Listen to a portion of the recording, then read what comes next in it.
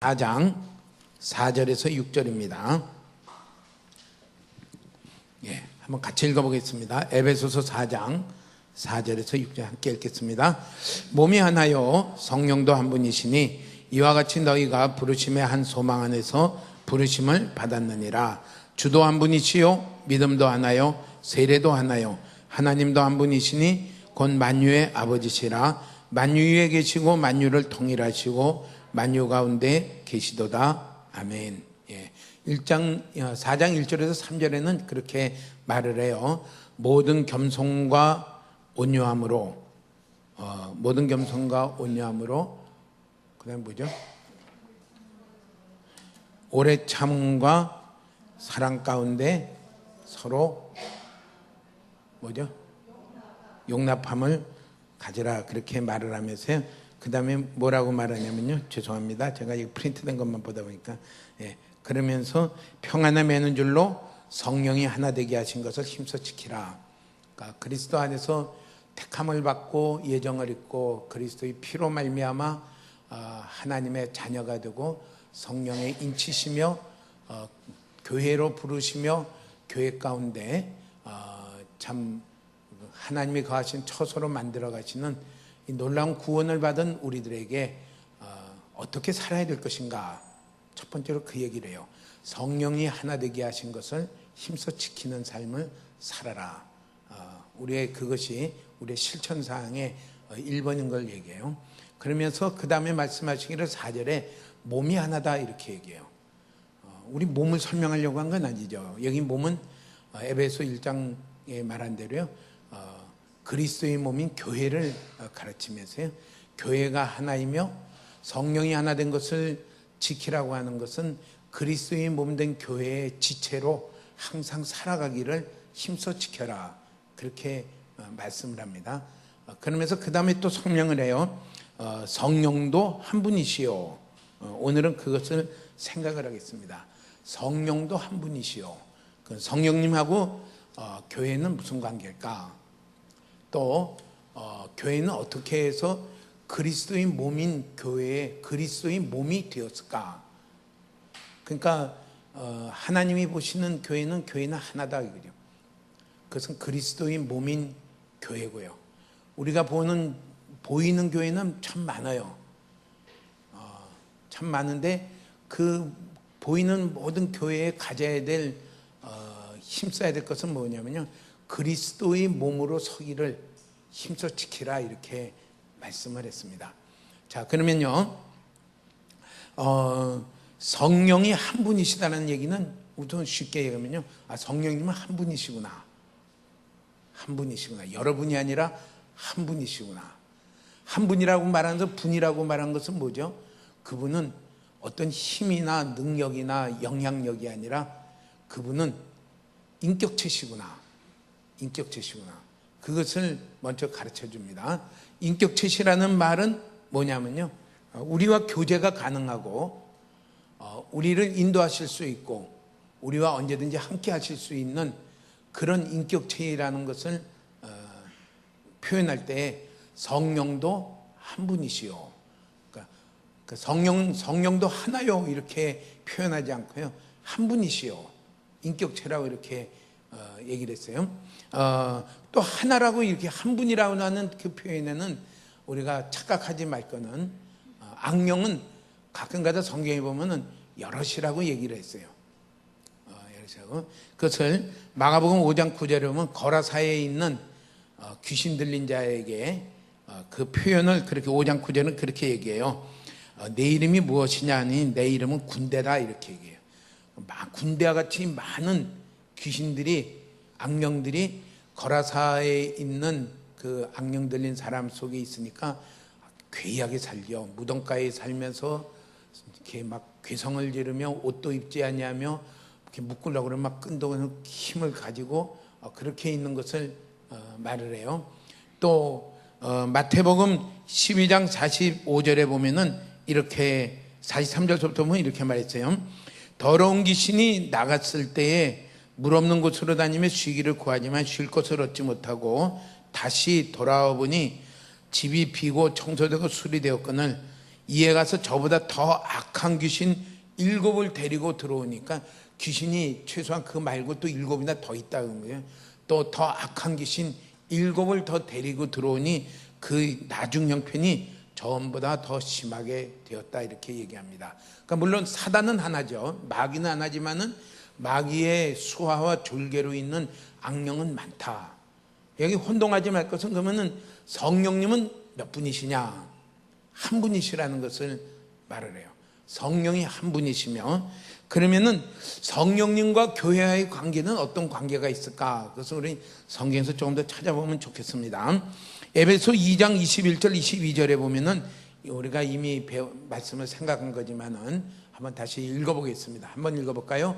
그의 안에서 건물마다 서로 연결하여 주 안에서 성전이 되어가고 너희도 성령 안에서 하나님이 거하실 처소가 되기 위하여 예수 안에서 함께 지어져 가느니라. 여기 너희는 에베소 교회를 가르치죠.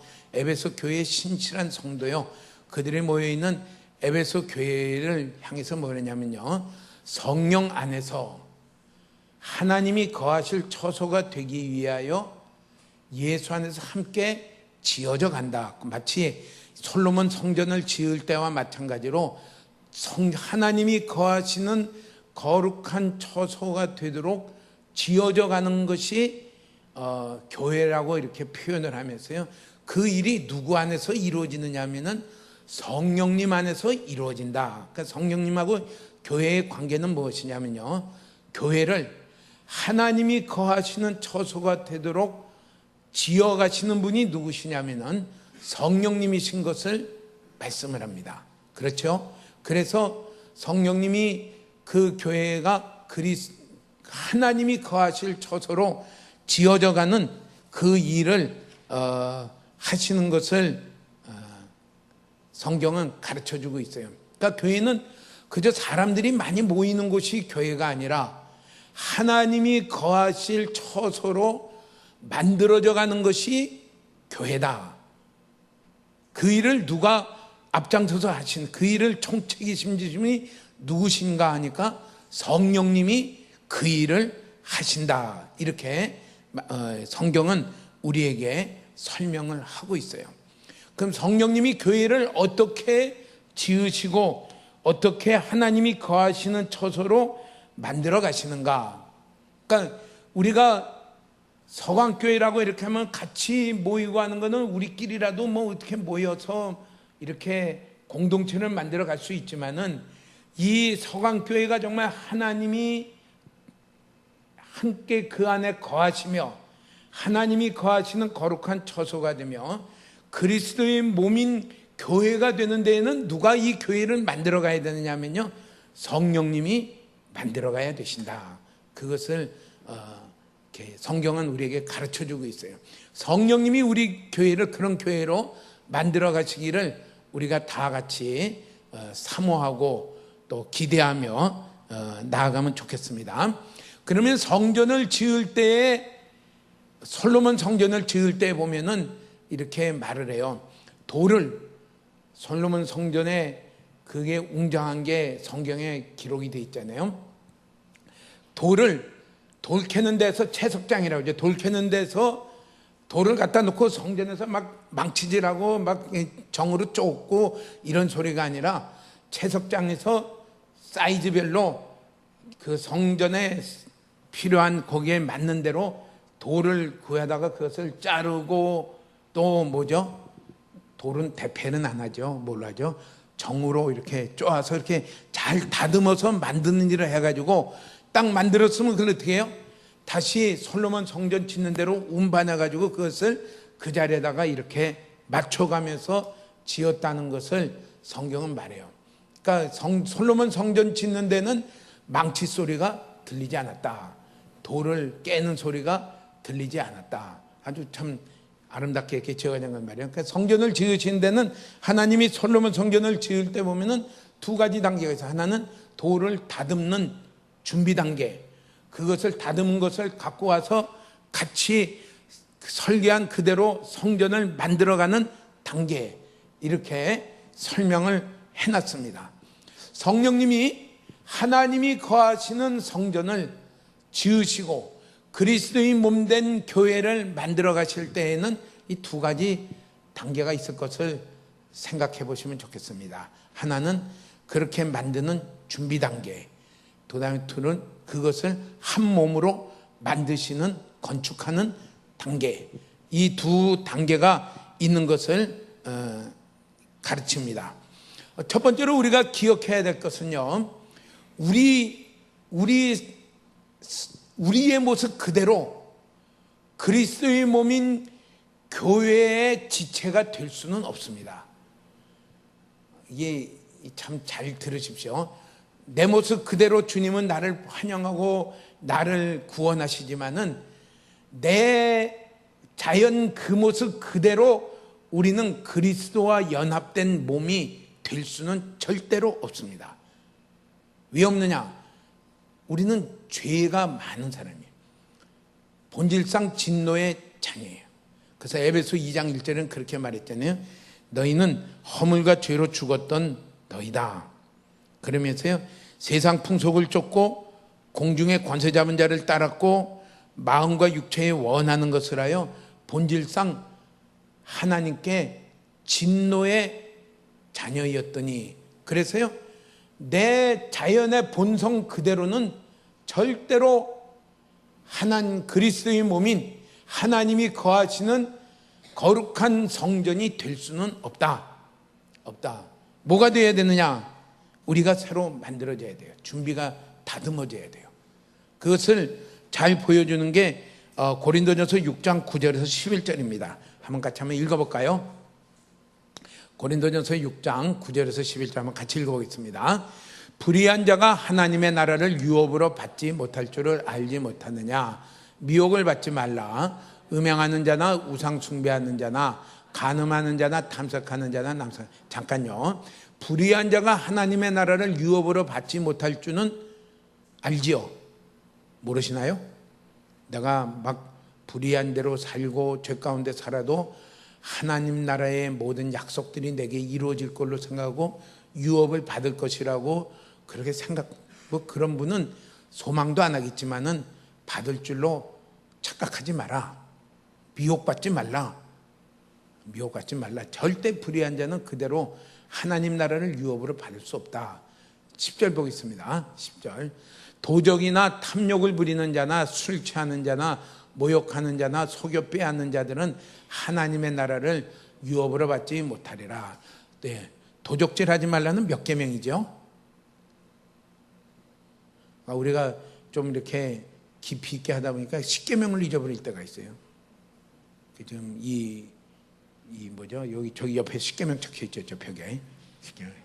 예, 성경학교 때 10계명을 가르치고, 예, 우리 그래요. 저는 미국에 갔을 때 못 봐서 모르지만은 옛날 미국에 처음 이민 간 사람들은 여기가 가나안으로 만들자.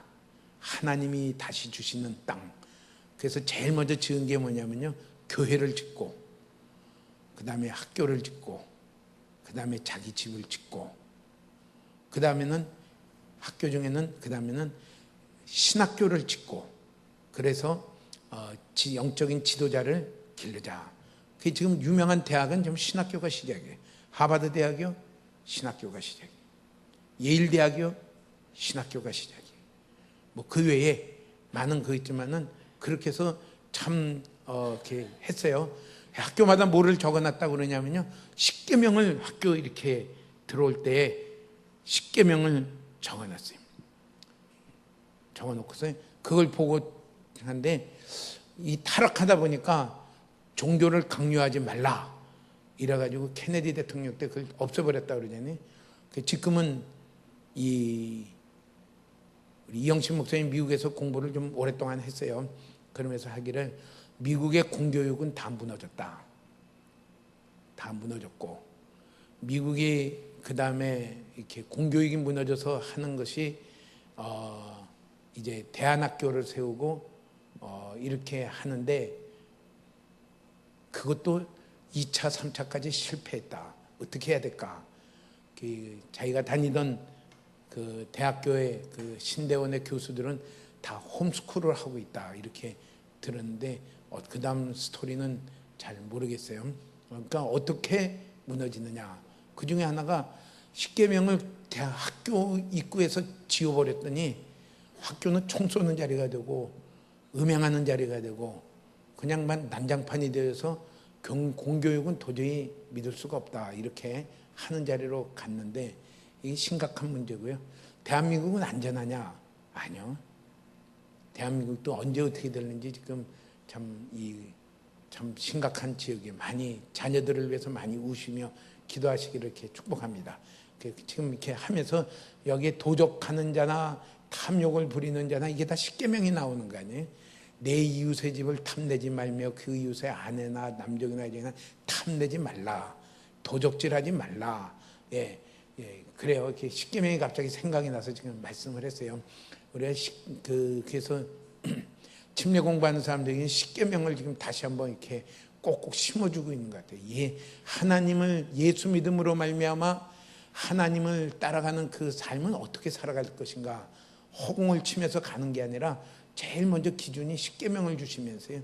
그걸 근거로 해서 이렇게 자꾸 퍼져 나가는 그렇게 삶을 살아갈 것을 하면서 철저하게 이렇게 시키는 것 같아요. 그러면서 그런 자들은 하나님 나라를 유업으로 받을 수 없다. 11절에는 이렇게 얘기했어요. 너희 중에 이와 같은 자들이 있더니, 쉽게 말하면 뭐예요? 에베소 교회의 성도들이 예수 믿기 전에는 다 그런 자들이었다. 술 먹는 자들이었고, 싸움하는 자들이었고, 다투는 자들이었고, 탐내는 자들이었고, 남의 것이 눈치만 보이면 뺏어가는 자들, 도적질하는 자들이었고, 음행하는 자들이었고, 막 가지각색이었다. 그런 자들이었는데, 그 다음에 뭐예요?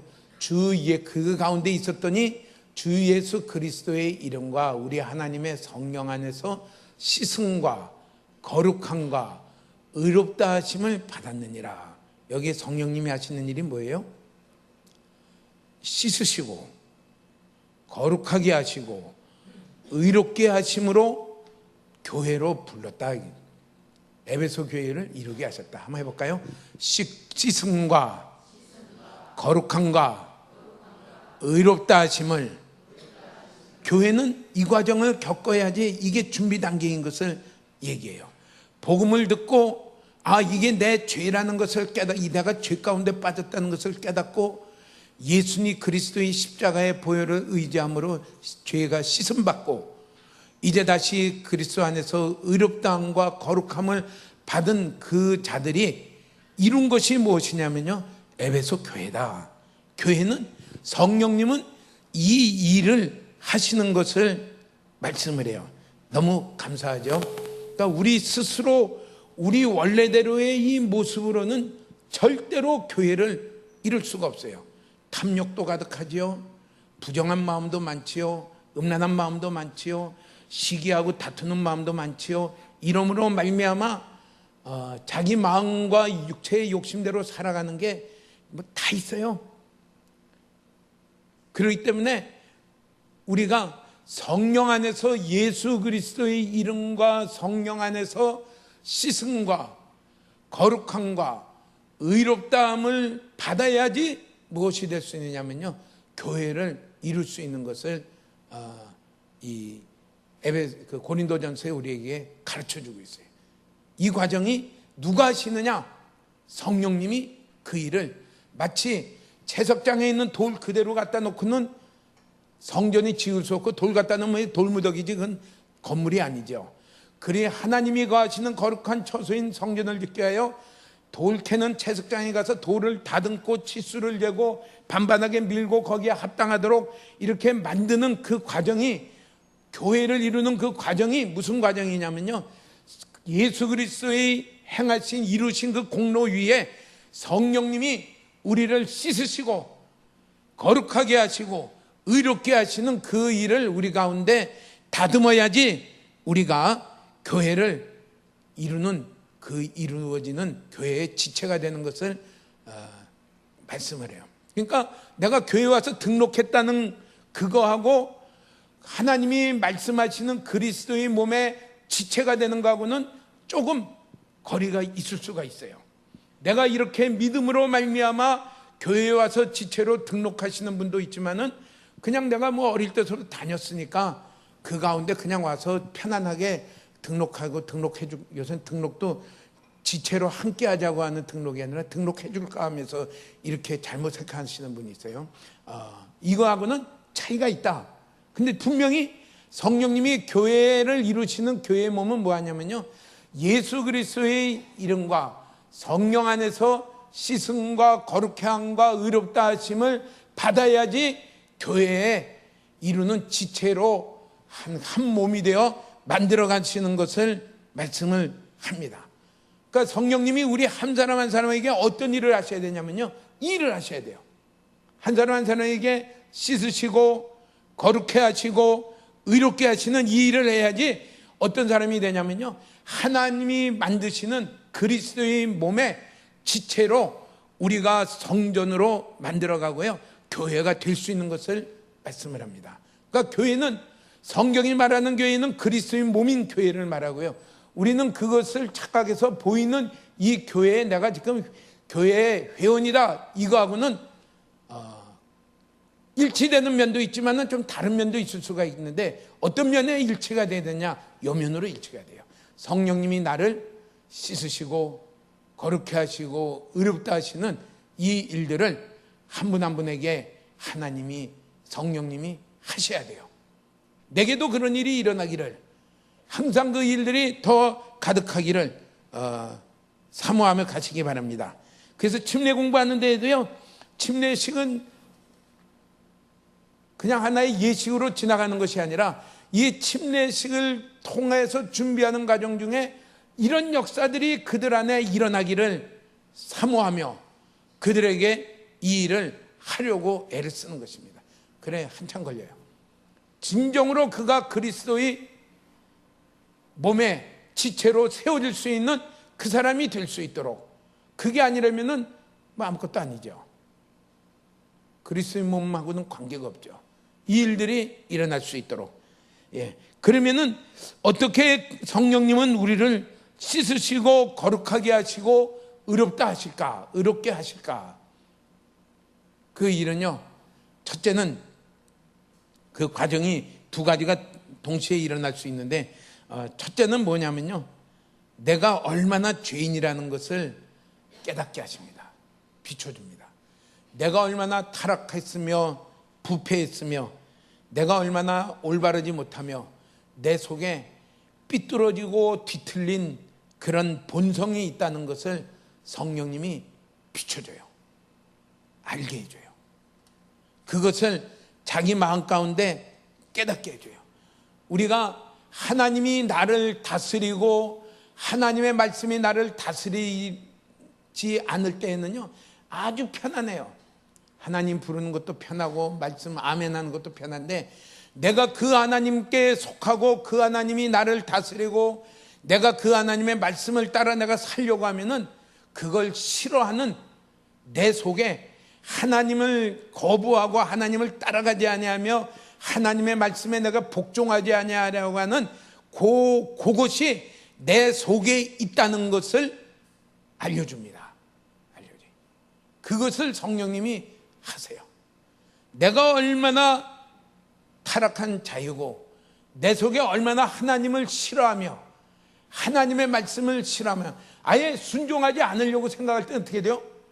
모든 게 오케이, 하나님 뭐라고 말씀해도 좋습니다, 아멘. 근데 순종하려고 하다 보면 어떻게 돼요? 말씀에 갔다 보면 원수를 사랑해라, 너를 핍박하는 자를 위하여 기도해라, 이러려고 하면은 내 속에 뭐예요? 그걸 거부하려고 하는, 그걸 싫어하는 그 본성이 내 속에 있다는 것을 그때 가야지 발견하게 돼요. 그거를 보여주는 게 뭐냐면요, 성령님이 그것을 보여주고요, 깨닫게 해주십니다. 내가 어떻게 우리를 씻으시느냐? 첫 번째 단계가요, 내가 얼마나 타락하고 내 속에 얼마나 삐뚤어진 본성이 있어서 하나님을 즐겨 따라가지 아니하고 아무리 하나님의 말씀이라도 나하고 맞지 않으면 내가 그걸 거부하고 거절하고 그것을 싫어하는 그런 요소가 내 속에 있다는 것을 보여주는 것이요, 그게 성령님이 첫 번째 하시는 일입니다. 교회 와서 주일마다 예배 드릴 때마다 이런 일들이 일어나기를 축복합니다. 주여, 제가 죄인입니다. 전에 우리가 찬송가 부를 때 성령여 강림하사 뭐죠? 그 다음에 아무튼 뒤에 가면 뭐예요? 애통하며 그 다음에 뭐죠? 회개한 마음, 애통하며 회개한 마음 충만하게 하소서. 이게 성령님이 지금 오셨다는 일이고요, 성령님이 하시는 일이에요. 성령님이 그 일을, 성령님의 사역의 첫째는 뭐냐면요, 내가 얼마나 죄인이라는 것을 깨닫게 해줘요. 부산식으로 말하면 어떻게 돼요? 내가 얼마나 속이 못됐다는 것을 깨닫게 해줘요. 깨닫게. 그래야지 뭐가 돼요? 그래야지 내가 깨닫게 해주면서 어떻게 돼요? 돌이키려고 하는 탄식하는 탄식과 돌이키려는 마음이 내 속에 부어주는 것이 성령님이 내 안에 씻으시고 거룩해 하시는 일의 첫 번째 하는 원 스텝입니다. 그 일들이 누구나 다 반드시 있어야 돼요. 다 반드시 있어요. 내가 이런 죄인이구나. 사도 바울은 갈수록 뭐라고 해요? 나는 정말 죄인이다. 얼마나 죄인이냐? 괴수죄인이다. 이게 성령님이 그 안에 끊임없이 비추시며 역사했던 일이에요. 역사했던. 디모데전서 1장 5절입니다. 한번 있으면 찾아볼까요? 1장 15절 한번 같이 읽어보겠습니다. 밑보다 모든 사람이 받을 만한 이 말이요, 그리스도 예수께서 죄인을 구원하시려고 세상에 임하셨다 하였도다. 죄인 중에 내가 괴순이라. 죄인 중에 내가, 디모데에게 썼을 때는요, 그는 달려갈 길을 다 달리고 이제 마지막 때예요. 그때 디모데에게 쓴 글이에요.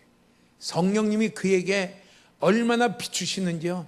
그는 자기가 한 일에 만족하며 이제는 만족하다. 내가 이런 놀라운 일들을 이렇게 많이 했다. 그렇게 있지 않냐고요. 여전히 그에게는 하나님이 내가 얼마나 타락한 죄인이며 이 시간에도 나는 예수 그리스도의 피가 필요한 자라는 것을 절박하게 보여주는 그런 성령님의 비추심과 성령님의 역사가 그에게 있었다는 것을 보여줍니다. 우리 이런 성령님의 역사를 사모하시고요, 내게 그것을 비추어지는 그 때를 성령님이 지금 내가 일하고 계시는구나 그러면서요, 그때 돌이키려고 하는 그 은혜를 가지시기를 축복합니다. 이렇게 가지니까 어떻게 돼요? 사도 바울은 무지하게 겸손한 사람이 되었어요. 내게 아무것도 없다. 나는 자랑할 게 아무것도 없다. 죄인 중에 괴수니까 어떻게 돼요? 여기 사도 바울이 오면 어떻게 보십니까? 여기 이혜영 자매님 계시는데, 이혜영 자매님보다 내가 더 죄인이야. 그 뒤에 우리 자술의 자매님 계시는데, 자술의 성도님보다 내가 더 죄인이야. 김동인 성도님보다 내가 더 죄인이야. 사도 바울이 여기 오니까 뭐라고 말을 하겠어요? 내가 더 죄인이야. 더 죄인이야. 이게 겸손입니다. 여기에는요, 교회가 하나됨이 필연적으로 이루어져요. 교회가 되고 교회가 하나 되는 데는 성령님이 이런 역사가 있지 않으면은 교회는 절대로 하나 될 수 없다. 그러니까 내가 죄인입니다고 가식적으로는 얘기할 수 있죠. 근데 그게 가식이란 건 뭐예요? 뒤에 가서는 손가락질해요. 저거. 그건 뭐예요? 내가 더 낫다는 거예요, 그 사람보다. 나는 죄인 중에 괴수 죄인이니라.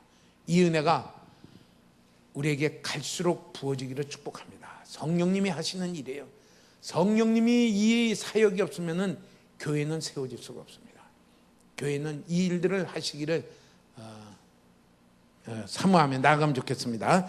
빌립보서 3장 5절에서 8절은 우리가 잘 아는 대로 사도 바울이 그렇게 얘기해요. 나는 8일 만에 할례를 받고 베냐민 집하며 히브리인 중에 히브리인이요 율법으로는 바리새인이요 열심으로는 교회를 열심히요 박해하고 율법의 의로는 흠이 없는 아주 당당한 사람이에요. 그러니까 얼마나 그는 자신만만했어요. 내가 율법을 지키고 파수해야 되고 이런 그 그리스도를 믿으며 예수를 믿으며 있는 자들을 내가 다 잡아야지, 그런 씨를 말려야 되겠다고 해서 쫓아다니던 사람이에요. 그는 또 다른 성경에는 뭐라고 말했냐면요, 그는 가말리알 문화에서 공부한 자는 뛰어난 학자며, 그래서 뒤에 사도 바울을 보고 아그리빠 왕이 뭐라고 말해요? 내가 그렇게 공부한 게 너를 돌게 만들었구나.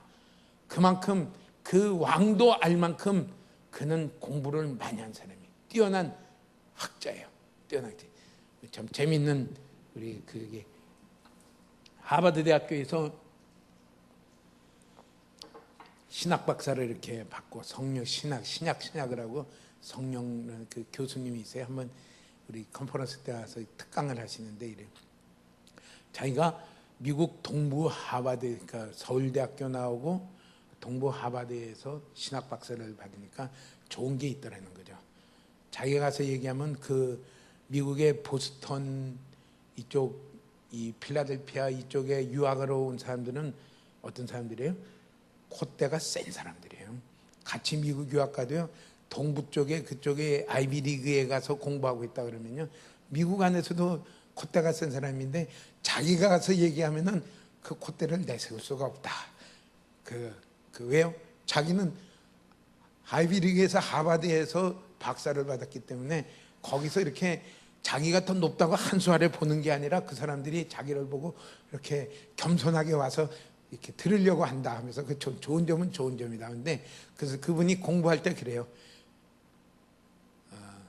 얼마나 머리가 아프고 복잡하고 했든지 사도 바울에게 내 많은 공부가 너를 돌게 만들었다는 게 이해가 되더라고. 돌지경이 됐는데 그러면서 주님께 은혜를 구하면서 이렇게 나아갈 때 할 수 있었다, 이렇게 얘기를 해요. 얼마나 교만했겠어요? 얼마나 그는 모든 사람이 자기는 존경받을 사람이고 명예로운 사람이고 모든 사람을 한 수 두 수 아래 이렇게 적고서 보겠어요. 근데 그가 바뀌었어요. 그게 바뀌기를 3장 몇 절이죠? 7절 한번 볼까요? 3장 7절에 보면은 이렇게 바뀌었어요. 한번 읽어볼까요?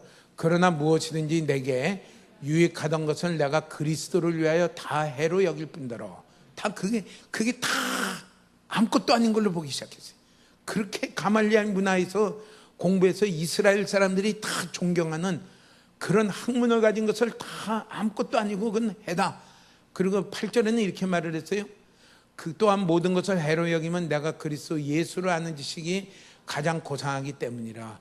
내가 그를 위하여 모든 것을 잃어버리고 배설물로 여기면 그리스도를 알고. 이게 사도 바울로 만든 거예요. 이 일을 만든 게 누구시냐? 이게 성령님입니다. 이게 아무것도 아니구나. 내가 이전까지 자랑했던 히브리인 중에 히브리인이요, 내가 열심으로 흠이 없는 사람이요, 내가 하나님을 섬기는 데는 누구나도 열심인 사람이요, 베냐민 지파 사람이요, 나는 가말리알 문화에서 공부한 학자요, 이 하나하나가 다 자랑스러운 것이 그에게 가서는 이게 아무것도 아니며 배설물과 같이 볼 수 있도록 그에게 깨닫게 하신 분이 누구시냐? 이게 성령님이 하시는 일입니다.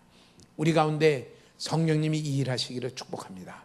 내가 여태까지 자랑으로 삼았던 것, 나를 높이게 했던 것, 그게요 아무것도 아니며 배설물과 같이 보여져야지 뭐가 됩니까? 그게 교회가 하나가 돼요. 그는 교회 지체 안으로 들어오게 돼요. 그리고 뭐가 돼요? 그리고 겸손한 자가 돼요. 그러니까 교회는 정말 특징이 뭐냐면요, 겸손이에요. 우리가 뭐 아무리 공부를 했다 해도 사도 바울만큼 공부했겠어요? 그렇게 학문이 있겠어요? 우리가 아무리 은사를 받아도 사도 바울만큼 은사를 받았겠어요? 아무리 열심을 내도 그만큼 열심을 내겠어요? 복음 전하다가 강에 몇 번 빠져봤어요? 매를 몇 번 맞아봤어요? 사도 바울이 한 거는요, 태장을 40이 하나 감한 매를 3번이나 맞았고요, 강에도 여러 번 빠졌고요, 강도도 만났고요, 오직 복음을 위하여. 그런데 그분이 그렇게 말을 해요. 내게 아무것도 없다. 내게 자랑할 게 아무것도 없다. 오직 이 모든 것은 다 배설물이고 오직 내게는 그리스도 예수 한 분밖에는 없다. 이 일을 하신 분이 누구시냐면요, 성령님이십니다. 그 성령이 한 분이시오. 교회가 그리스도의 몸으로 세워지는 데는요, 성령님이 이 일들을 우리 한 분 한 분에게 역사하셔야 돼요. 만드셔야 돼요. 예. 그래서 성령님이 첫 번째 하시는 일은 뭐냐면요, 내가 얼마나 죄인이고 내가 얼마나 능력이 없는 자며 내가 얼마나 절망스러운 자라는 그 죄악이 가득하다는 것을 깨달으며 여기에 대한 애통하며 회개하는 마음을 부어주시는 그 일들이, 그게 하나님이 그리스도의 몸인 교회를 세우시는 첫 번째 일인 것을 말씀을 합니다. 우리 가운데 이런 일들이 다 있어야지 어떤 사람이 되냐면요, 교회의 그리스도의 몸의 지체로 올 수가 있어요. 이것을 힘써 지키라는 얘기는 뭐예요? 그것을 과거의 한 사건으로 그냥 지나가지 말고 날마다 그 일들을 오늘의 일로 붙들고 나아가야 돼요. 성령님이 날마다 내가 얼마나 사도 바울과 같이 괴수 중에 내가 죄인 중에 내가 괴수니라 이렇게 한 것 같이 내가 얼마나 죄인이라는 것을 보여줄 때 그냥 얼마나 애통하며 겸손한 사람이 되는지를 몰라요. 거기에 그리스도의 몸이 지체가 되고요, 거기에 교회가 하나 될 수 있는 것을 말씀을 합니다. 그러니까 교회가 하나 되지 못하는 것은 거꾸로 말하면 뭐죠? 자기의 죄를 깨닫지 못하는 거예요. 성령님이 그 사람의 죄를 그에게 깨닫게 해주질 않았기 때문에 여전히 자기는 뭐예요? 자랑할 게 있고요, 자기는 자기를 높이게 생각할 게 있다는 것을 있을 때는 어떻게 돼요? 하나 되질 않아요. 교회에 하나 되질 않아요. 왜요? 나는 좀 다르기 때문에. 나는 좀 뭔가 좀 높은 게 있기 때문에. 근데 사도 바울에게는 성령님이 그것을 여지없이 다 부숴놨어요. 히브리인이요 베냐민 지파요, 또 가말리엘 문화에서 받은 자요, 열심이 있으며 특심이 있으며 이런 모든 자랑스러운, 그 이전에 자랑스럽고 모든 사람이 존경받게 하는 모든 일들은 그것을 아무것도 아니라는 것을 성령님이 깨닫게 해주시며 그가 얼마나 자기는 죄인이라는 것을 성령님이 보여주실 때에 그것을 자랑하지 않는 사람이 되었어요. 이것을 힘써 지키라는 것입니다. 우리 개인적으로, 교회적으로 하나님 성령님이 이렇게 깨닫게 하시는 은혜가 제게도 교회 가운데에도 계속해서 부어지기를 원합니다. 그게 첫 번째 하시는 일인 것을 말씀을 해요.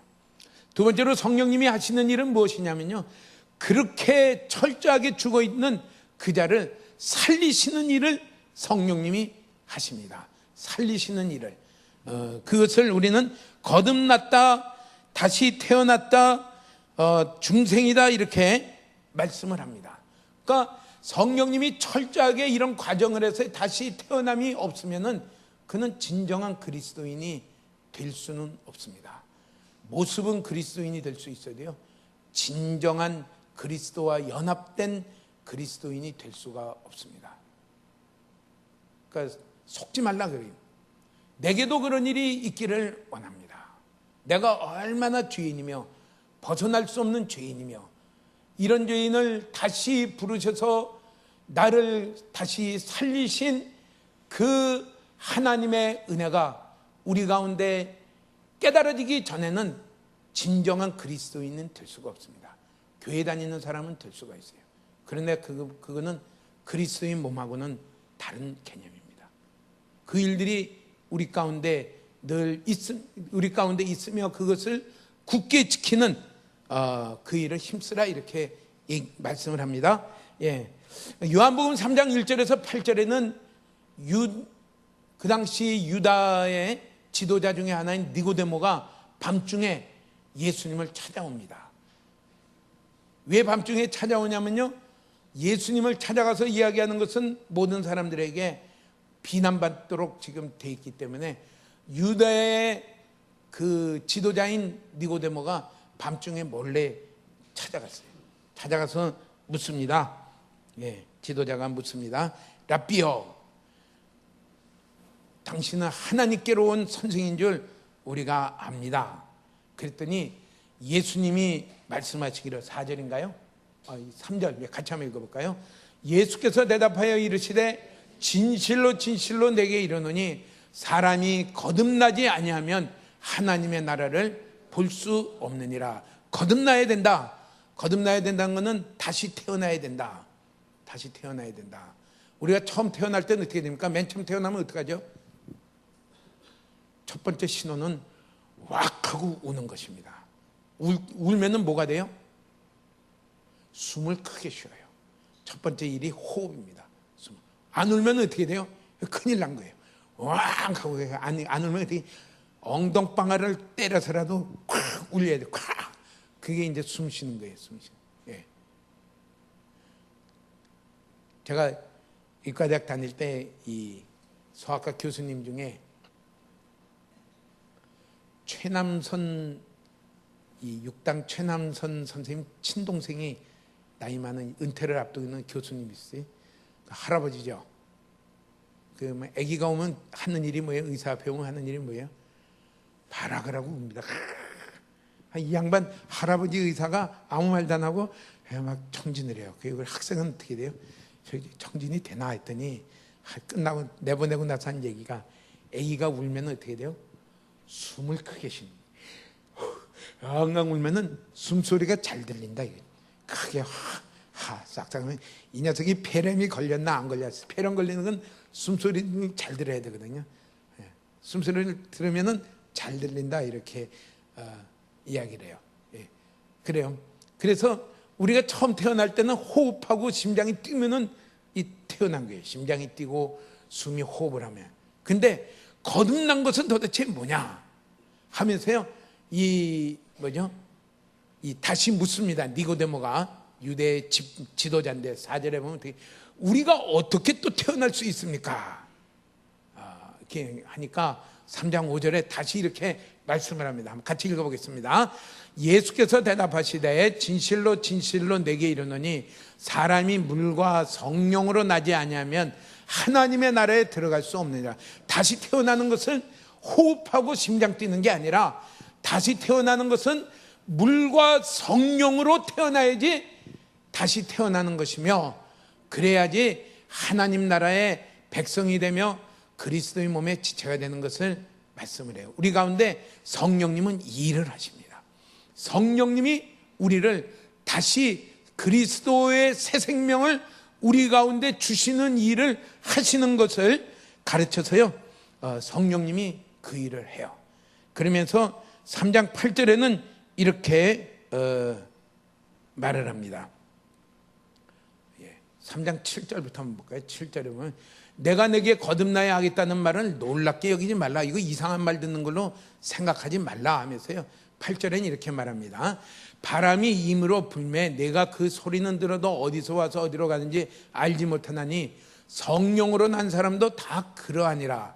뭐라고 이렇게 감을 잡을 수가 없지만은 성령님이 하시는 것은 반드시 그 사람에게 새로운 사람으로, 새로운 생명으로, 그리스도가 그 안에 계시는 사람으로 거듭나게 하시는 일을, 다시 태어나게 하시는 일을 하신다.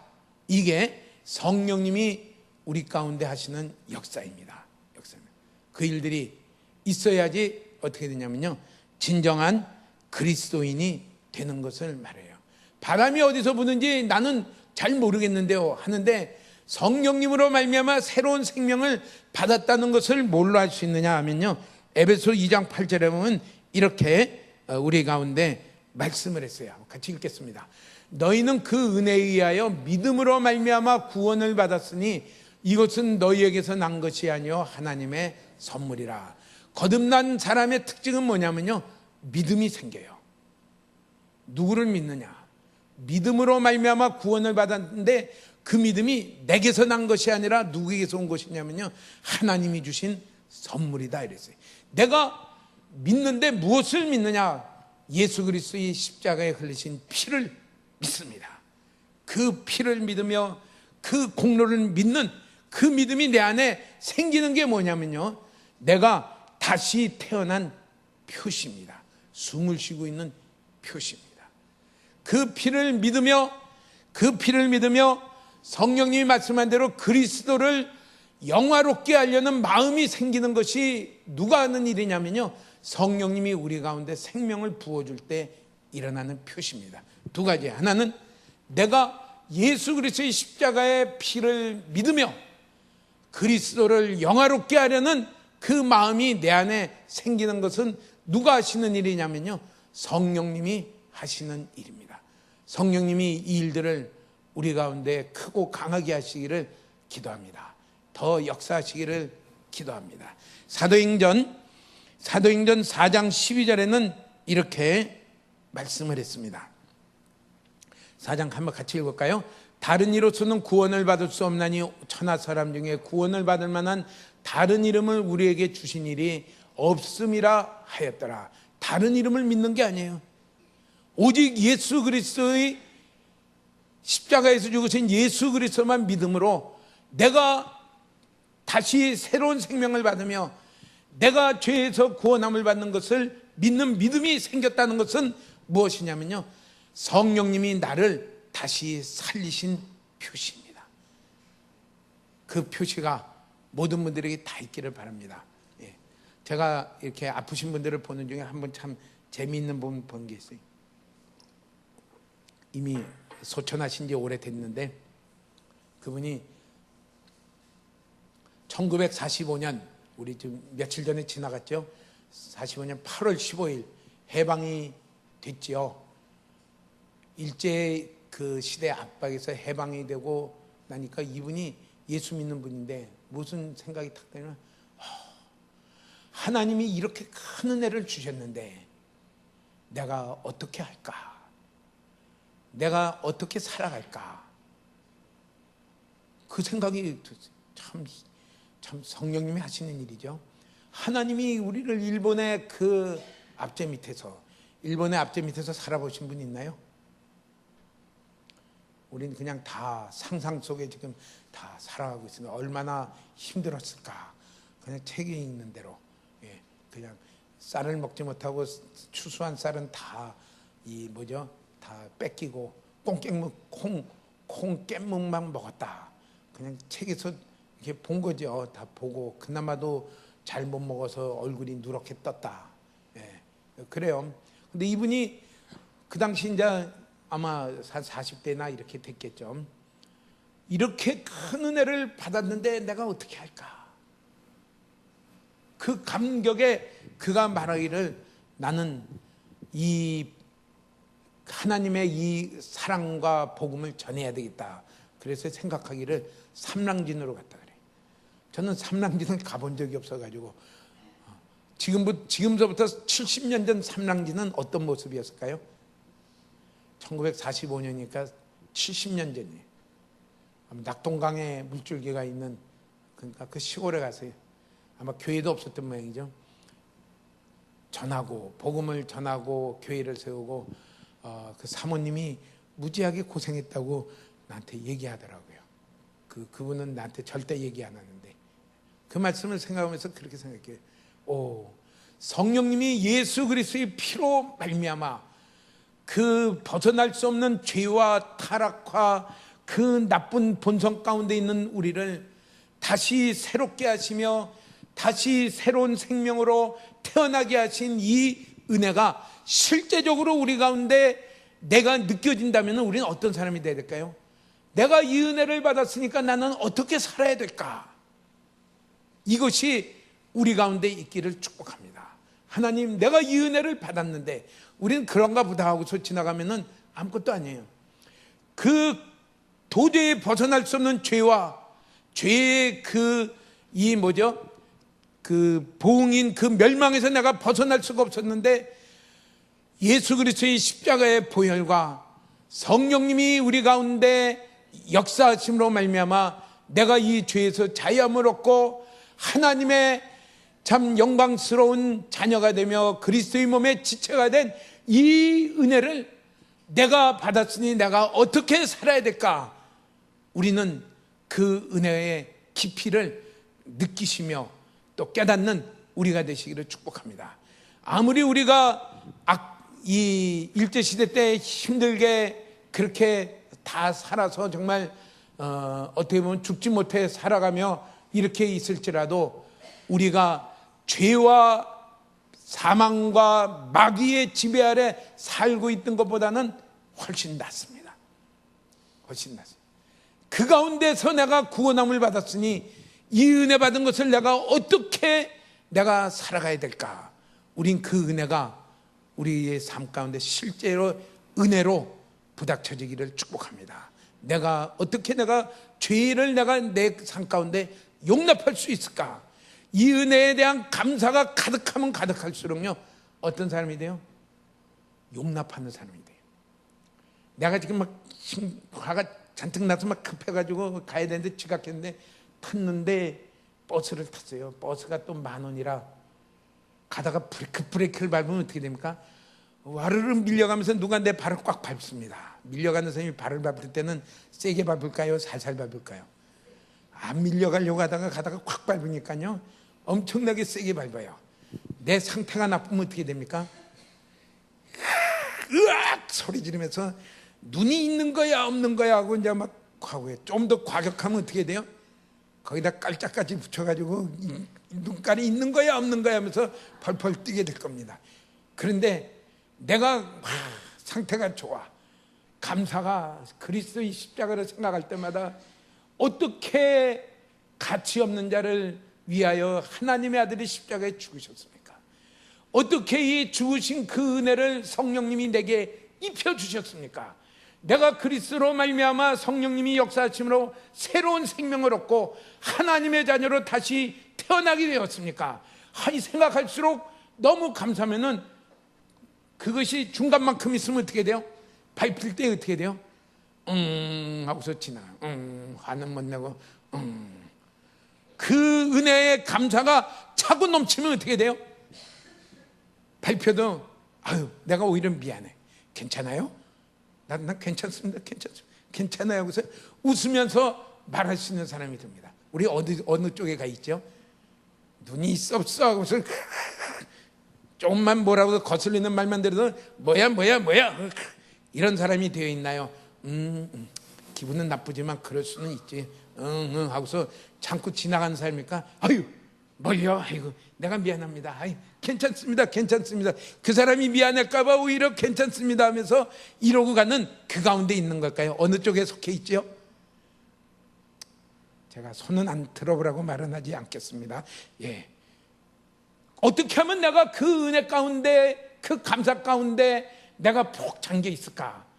이건요, 내가 얼떡 은혜를 받았는지, 내가 어떤 죄 가운데 있었고 피할 수 없는 멸망 가운데 있었고 지옥에 갈 수밖에 없는 나를 위하여 하나님의 아들이 십자가에서 내 모든 죄를 지고 십자가에서 형벌받아 죽으셨을 뿐만 아니라, 그 일만 이루어진 것뿐만 아니라 성령님이 주 예수 그리스도께서 하신 일들을 내게 알리시고 비추시고, 그러므로 말미암아 나에게 그리스도를 믿는 믿음을 주셔서 나를 다시 살리시고 나에게 다시 거듭나게 태어나게 하시고 하나님의 자녀가 되게 하신 이 은혜를 생각할 때에 내가 어떻게 살아야 될까?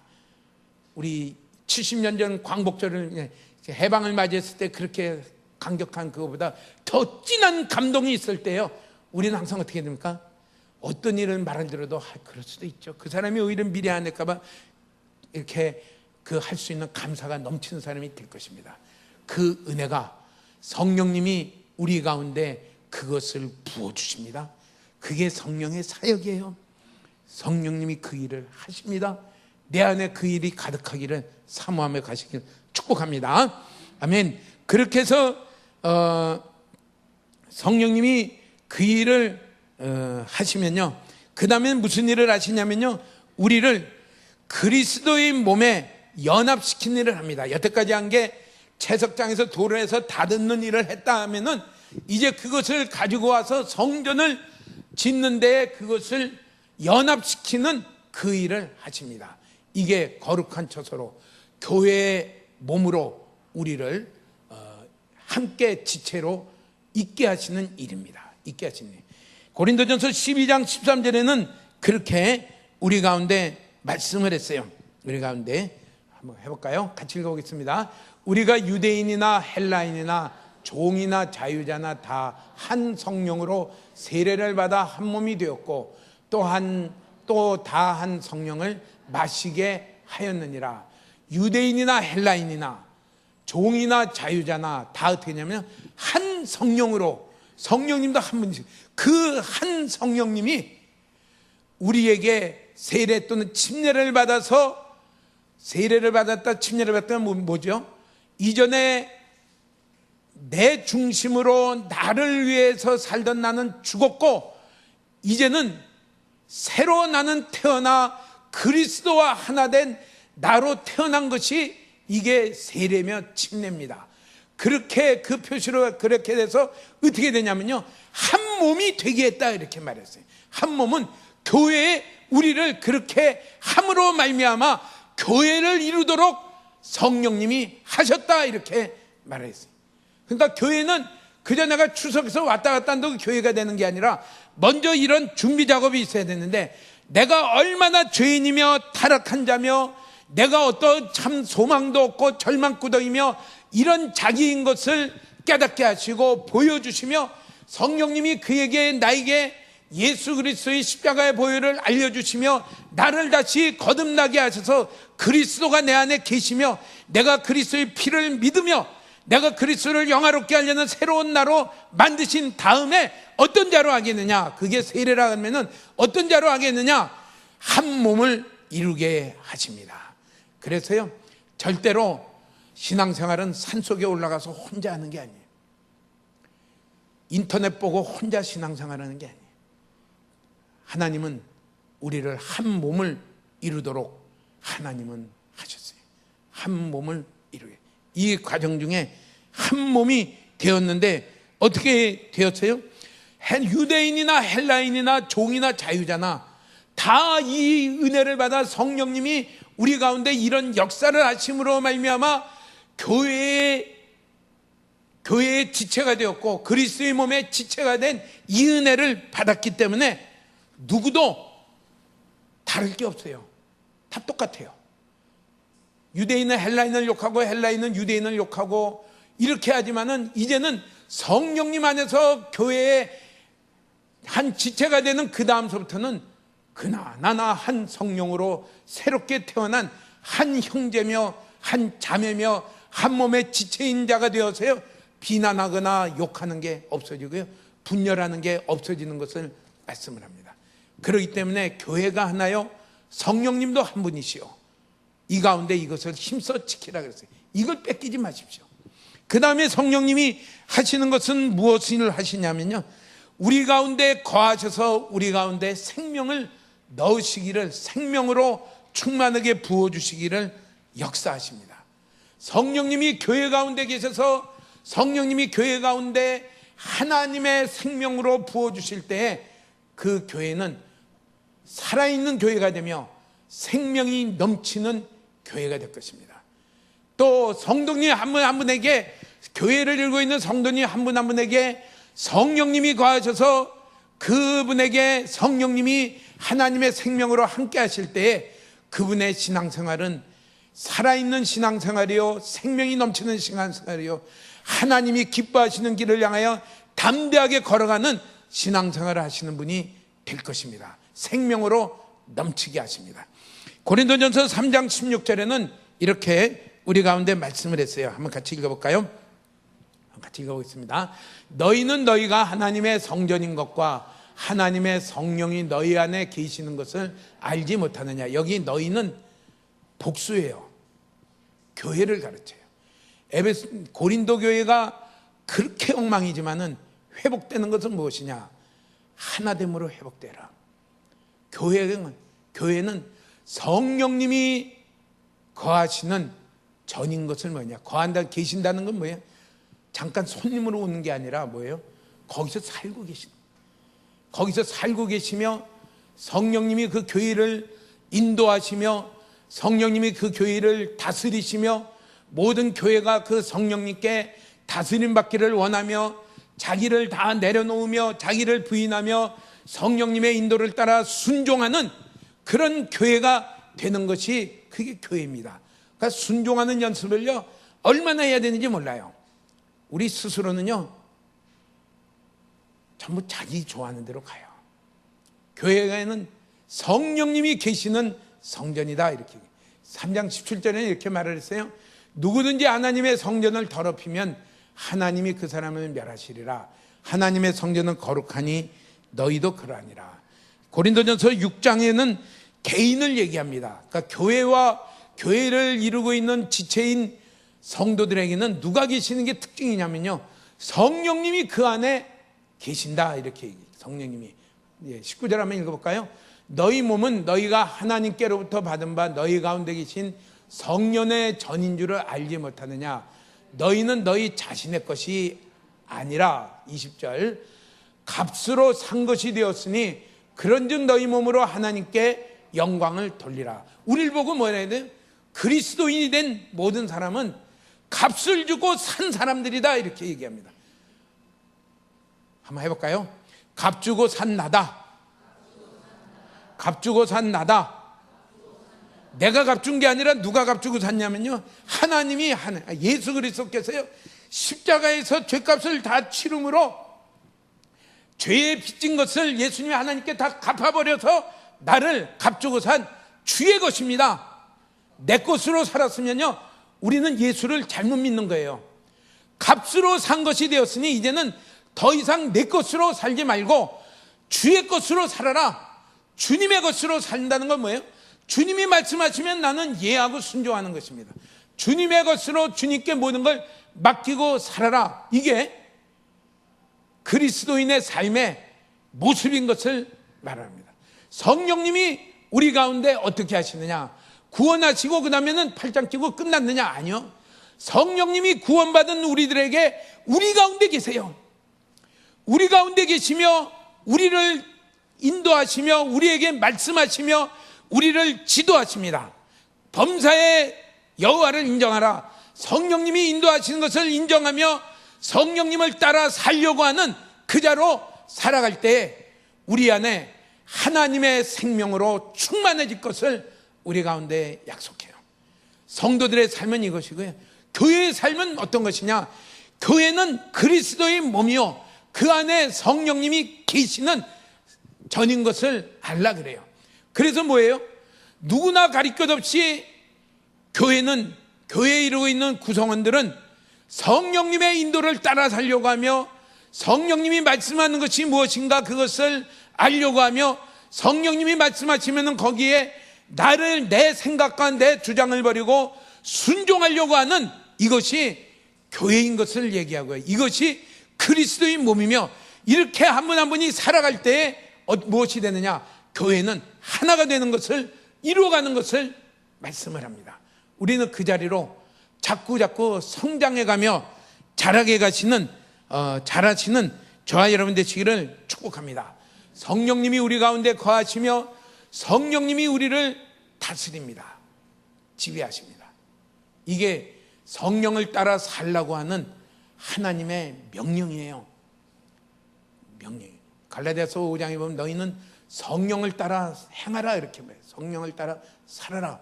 성령님이 거하시는 성전된 것을 개인적으로 교회적으로 그렇게 된 것을 성경은 우리에게 알려주시며 그렇게 믿기를 원하시며 그것을 힘써 잡아라.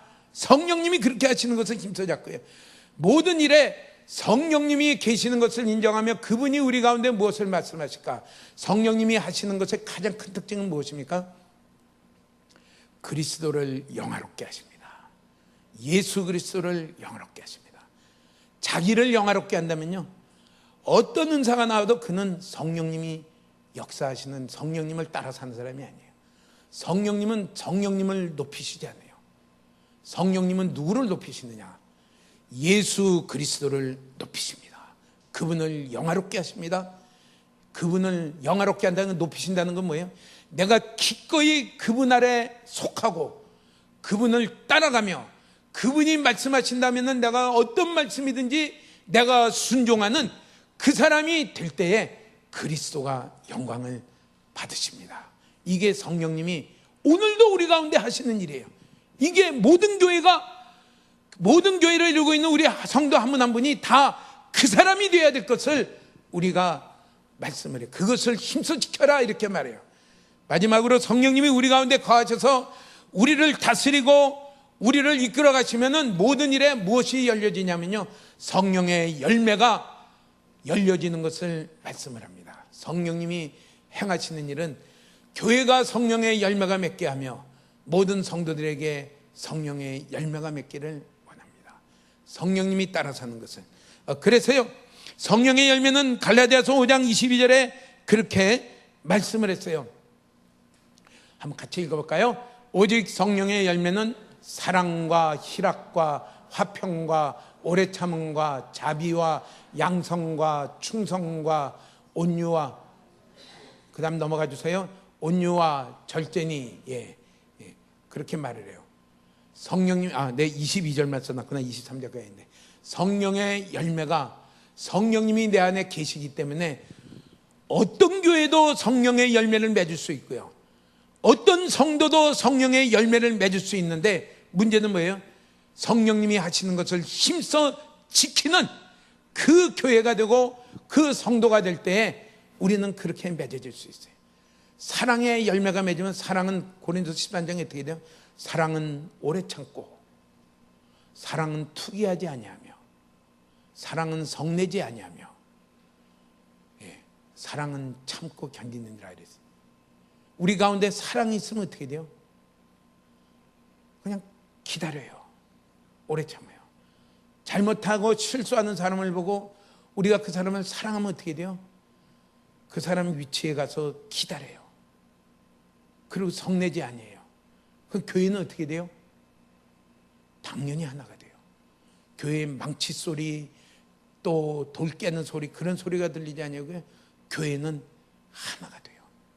성령의 열매가 있기를 축복합니다. 축복합니다. 성경의 지식은 많아도 사랑이 없어요. 화평이 없어요. 히브리서에는 모든 사람으로 더불어 화평하라 이랬어요. 화평이 없어요. 그거는 성령님이 그 사람 가운데 역사하지 않는 거예요. 거기에는 열매가 없어요. 화평이 있어요.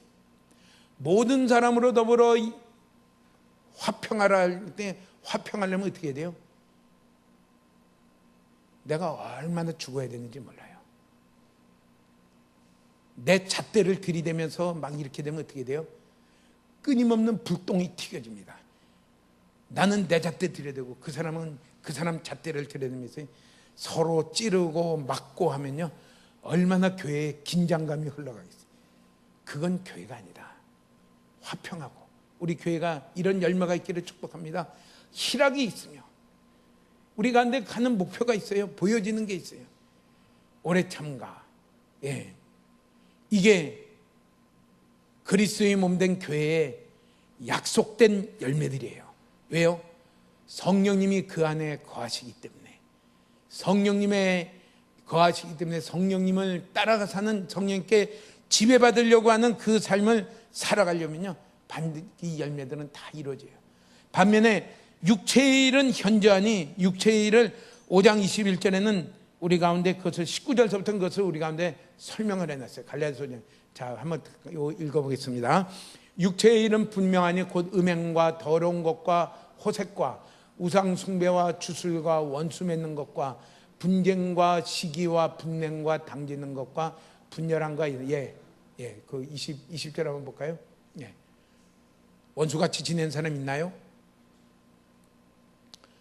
아무개하고는 절대 전화도 안 해. 누구 얘기만 들으면 마음만, 가슴이 벌렁벌렁 뛰어. 그러면 분명히 거기에 역사하는 분은 누구예요? 성령님이 아닌 것은 틀림없어요.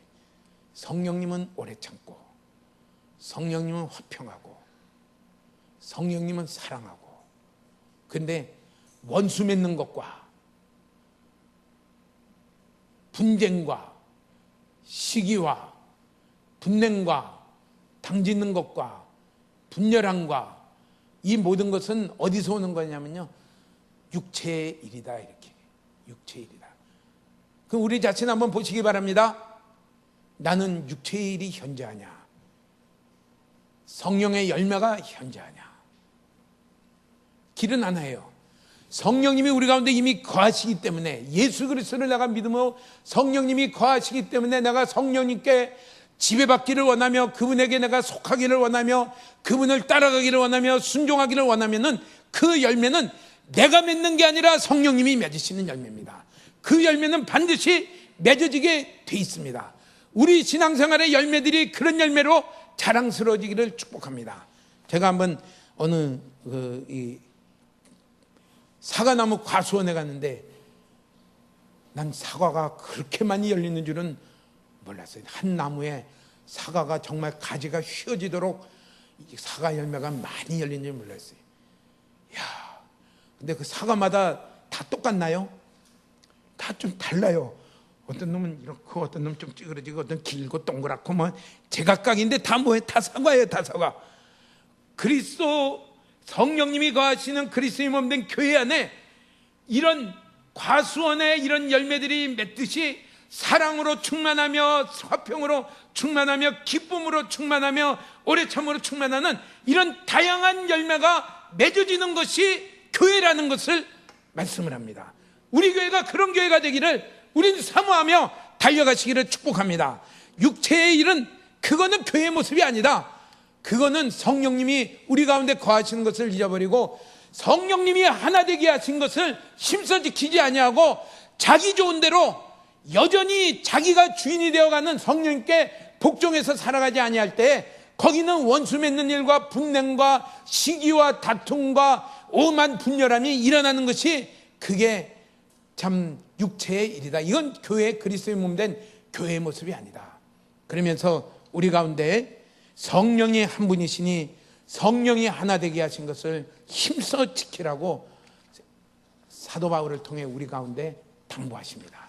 우리는 성령이 하시는 것을 날마다 생각하며 이 가운데 서시기를 축복합니다. 우리를 그리스도의 몸 된 교회에 속하는 지체로 만드시기 위해서 뭐 했어요? 우리 가운데 내가 얼마나 죄인이라는 것을 깨닫게 하세요. 비추세요.